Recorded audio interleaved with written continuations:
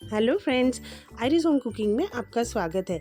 आज हम एक क्लासिक भारतीय व्यंजन बनाने जा रहे हैं जो बहुत से घरों में पसंद किया जाता है, दम आलू। यह स्वादिष्ट और मसालेदार आलू की सब्ज़ी सबको पसंद आती है। और आज अगर आप ये मेरे तरीके से बनाना सीख जाएंगे या इस तरीके से बनाएंगे तो ये बहुत ही आसानी से झटपट से तैयार हो जाएगी और बहुत स्वादिष्ट बनती है। तो चलिए शुरू करते हैं।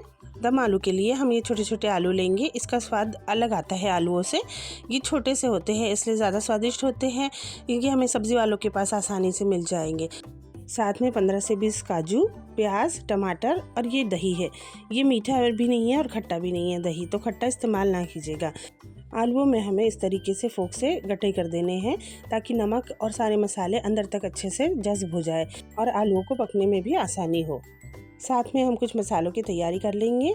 तो मैंने यहाँ पर एक प्लेट में आप ले लीजिए अलग से धनिया, ज़ीरा और ये ले ली हूँ मैंने थोड़ी सी मेथी, ज़्यादा नहीं लेना है हमें मेथी। और ये बहुत ज़रूरी है, सौंफ का जो इस्तेमाल है वो बहुत ज़रूरी है यहाँ पर करना हमें।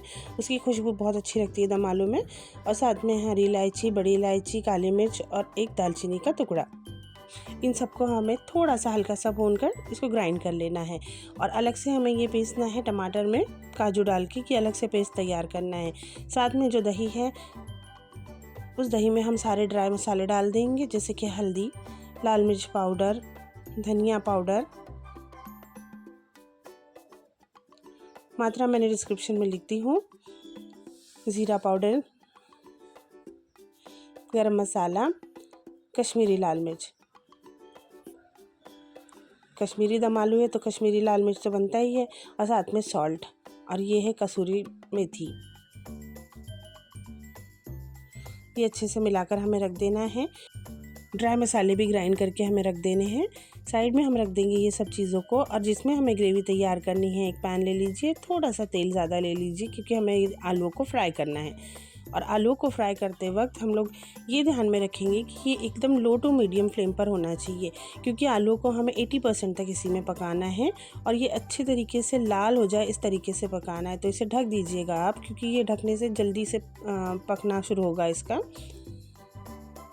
ये तलते भी जाएंगे और पकते भी जाएंगे। आलू का साइज़ बिल्कुल भी ज़्यादा बड़ा ना लीजिएगा। इसे ढकते जाइए और थोड़ी थोड़ी देर में इसे चलाते रहिए।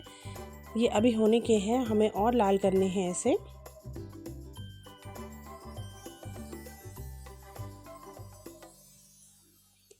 दो से 3 मिनट लगेगा इसे और पकने के लिए। देखिए इस तरीके से लाल हो जाने चाहिए आलू। चेक कर लेते हैं पके या नहीं। बहुत अच्छे तरीके से आलू पक गए हैं और फ्राई भी बहुत अच्छे तरीके से हो गए हैं। तो अब इसे हम निकाल कर अलग रख लेते हैं। और पैन में तेल बहुत ज़्यादा है तो तेल को हम कम कर लेते हैं।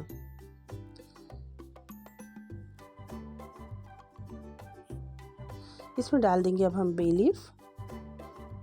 अब डाल देंगे इसमें चॉप्ड अनियन, फाइनली चॉप कीजिएगा आप। प्याज अच्छी तरीके से ब्राउन हो जाए उसके बाद हम डाल देंगे अदरक और लहसुन का पेस्ट। अच्छे तरीके से भूनने के बाद जब अदरक और लहसुन का स्मेल चले जाए तो हमें डालना है इसमें काजू और टमाटर का पेस्ट। इसे भी हम 5 से 6 मिनट तक के भूनना है हमें अच्छे तरीके से। ये तेल सेपरेट होने लगेगा इसमें। इसके बाद जो दही में हमने ड्राई मसाले डालकर रखे थे वो सारा इसमें डाल देंगे।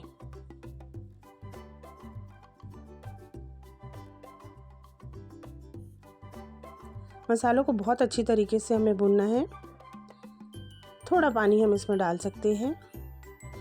काजू होने की वजह से मसाला जल सकता है नीचे से, तो थोड़ा सा गर्म पानी का इस्तेमाल कीजिए आप भूनते वक्त। साथ में ये ड्राई मसाले हैं, धनिया, ज़ीरा, सौंफ, ये सब चीज़ों को मिलाकर ग्राइंड किया हुआ मसाला डाल दिया हमने इसमें। 2 मिनट के लिए इसे ढक देंगे। ढकने के बाद तेल पूरा सेपरेट हो जाएगा। देखिए बहुत अच्छे तरीके से भुन गया है मसाला। थोड़ा ग्रेवी के लिए मैं इसमें डालूंगी दूध। 1 कटोरी दूध है ये। दूध से बहुत अच्छा क्रीमी टेक्सचर आता है। साथ में डाल देंगे आलू जो 20% पकने के थे। इसे ढककर पका देंगे थोड़ी देर के लिए और साथ में धनिया पत्ती डालकर इसे सर्व करेंगे। देखिए कितनी बढ़िया सी ग्रेवी तैयार हुई है। इस तरह की ग्रेवी अगर आप घर पर बनाएंगे तो ढाबा और रेस्टोरेंट जाना भूल जाएंगे। बहुत टेस्टी बनती है, बनकर तैयार होती है ये, तो ज़रूर से ट्राई कीजिए आप घर पर। क्रीम ऑप्शनल है, ये मैंने गार्निशिंग के लिए डाली हूँ, अगर है तो आप डाल सकते हैं। और वीडियो देखने के लिए बहुत बहुत शुक्रिया।